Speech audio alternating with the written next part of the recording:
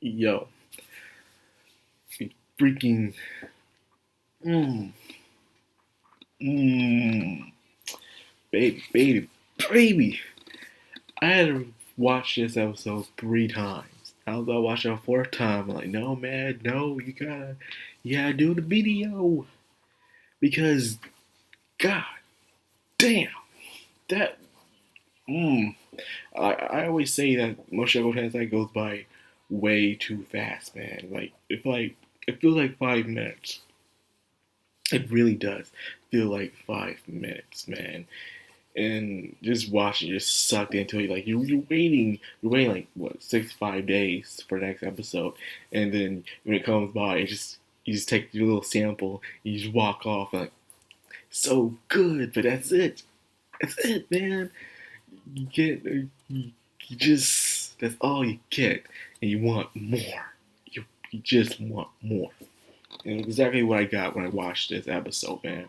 It's just wow. The animation was just full quality, man. The atmosphere, the tensity, man. Even I was feeling tense when I was watching this scene. But even from the beginning, but how it even started, just simple times, just them doing the regular thing, just traveling the road on their way home, and even seeing Eris and Richard sparring is just that animation, baby, that animation. Oh God, man, that's some good animation right there. It's just a sparring match, man. Sparring matches always work good in Mushoku Tensei, man. In fact, any of the matches in Mushoku Tensei that we have seen so far have been superb, extremely exquisite, and this one was no different. And of course, Richard seeing Eris as a true warrior now, as an equal, and Ruiz just being Ruiz and getting slugged because he just can't help himself. He pinched Eris to see if she was dreaming. He pinched her all right, and he got punched. And it was just really just two scenes, just them sparring on the road. They're in the Dragon Mountains, and they're seeing the red dragons flying by. Very powerful creatures, by the way. Not even the lower world class powers can beat the red dragons. At least one they could if they give their all, but a flock only the higher tier class ones can. And then the scene that we all been waiting for Turning Point 2. Turning Point, what it means in Mushoku Tensei is is when Rudy's destiny changes for the better or for the worse, you know. And there will be other turning points that will happen in the series. It is number 2. So each one will have an impact on him that will change his exact destiny of himself and the world as well, as we know it. Now, this person, of course, being the strongest being in the entire planets, capable, if he wanted to, if he could, destroy the planet itself. But he can't, thank goodness. Oystered, a very, very mysterious, powerful being. Just talking to him, it's just a total mystery. Him not even being 20 feet from you can give a person this tensity, this fear, to the point where even their bull, where that thing was, commits suicide. Dude, you can sense a threat where you see an animal commit suicide. Now, it means it would rather jump off a mountain and see to its death than just stand there and wait for this being to pass by. That's how crazy this is, man.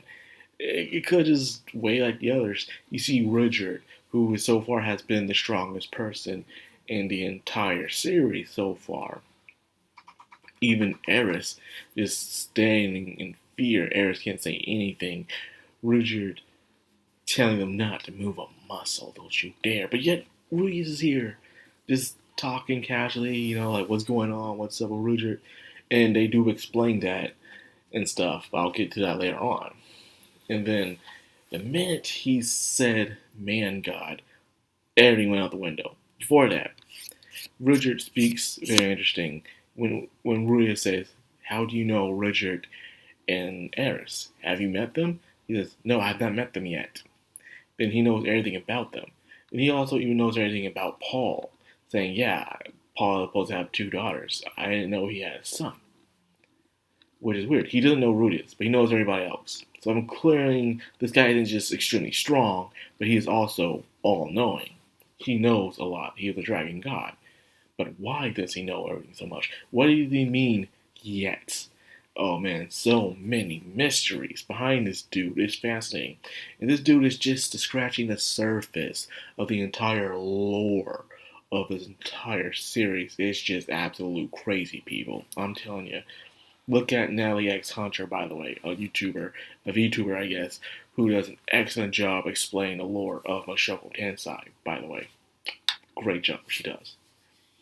Well, anyways, the fight against Oyster was good, no matter how one-sided it was. I mean, Roger just pulling out all the stops, just full force, spear chucking that dude, trying so hard to get it. Lick in. He gets nothing. Instead, he gets his shit rocked. Ruger's downward count. Then he goes straight for Rudius, just touching his ribs, crushing his lungs, man. Just crushing the lungs. Not even much ever, just pat. His lungs are. And then Eris just comes in, tries to do something, and just gets flicked straight to the wall, man. She's coughing out blood. Everyone's coughing out blood.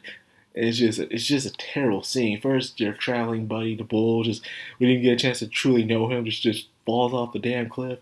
Then, as you know, everyone is just squirting out blood. It's like, oh my god, this is some serious end time shit right here. And then Rudy is still doing his best, even with his crushed lungs, doing his incarnation, his wordless magic, using everything he can, and Oyster pulls out this thing that absorbs magic, and he pulls it out. He mentions Laplace again, Laplace. I mean, his power is just like Laplace and stuff. And you notice Laplace keeps being mentioned here and there within the series. I believe this is the fourth time we mentioned Laplace. I wish they did it better with Kishirika, where she also talked about Laplace in some of the works of Mushoku Tensei when she first met Rudius, but they didn't do it in the anime correctly, which I was kind of upset about. But that's not important. Important is that they got their shit rocked, and Rudius just got impaled, man. Donut Rudius. This is what everyone's talking about. We want to see Donut Rudius. This is Donut Rudius right here.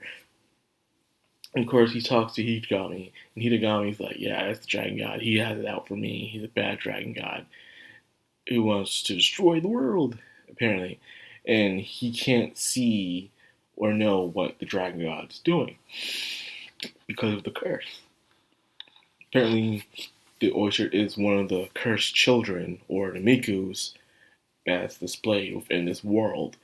So, and he has 3 curses upon him. So, one is that everyone fears, terrified, or hates him. One is where the man god can't see what he's up to. And the third one, well, it probably holds his power back. Either way, there's some serious stuff, some interesting insight. He was saying how he'll even defeat the technique god, who's supposed to be number 1, by the way. But I guess, why is the technique god number 1 if Oyster can beat him? There must be a reason behind it. We'll probably find out. Anyways, it was also talking about how reason why Rudius couldn't fear him because he's from another world. His spirit is not from that world, so therefore the curse has no effect on him. So I was wondering, so does Rudyard have a curse? Is he a cursed child? No, Rudyard's not a cursed child. It's that Laplace, once again, names mentioned again, put the curse onto his tribe through the spears. But the curse was been slowly dying away as they've been forsaken with the spears that was once given to them by Laplace. What really happened was Laplace gave the usurpers new spears to use, ones that didn't came from their bodies as they were born. They used these spears that made them completely powerful, but it also possessed them and transferred the curse to them, where they started killing everyone, even themselves, and even eating the flesh and stuff like that. When Rudyard came to his senses and realized what he did, killing his own son, he forsaken that spear and took his son's spear instead. That's why its current is slowing down. He no longer has it. Some of it's still on, but it's going out even faster now that he shaved off his head. Now he's bald, so therefore things are okay. That's good insight. No, Rudy thought he was going to die, but no, instead he didn't. He's alive because of the mysterious massacre of Nananoshi convincing Oyster to save him. So yeah, so we know some about Oyster character, who is the dragon god. But who is this Nananoshi character? The one that suggested that he saved Rudius. Who could she be? Well, anyway, this episode was extremely fast and it was just crazy. You know, I think I'm gonna watch it 2 more times after this. I can't help it. It was that damn good. Well, anyway, just like that for the video. I hope you guys enjoyed it. If you did, like, comment, subscribe, and of course, hit that bell icon. This has been Madcrownxox on Matinee, signing out.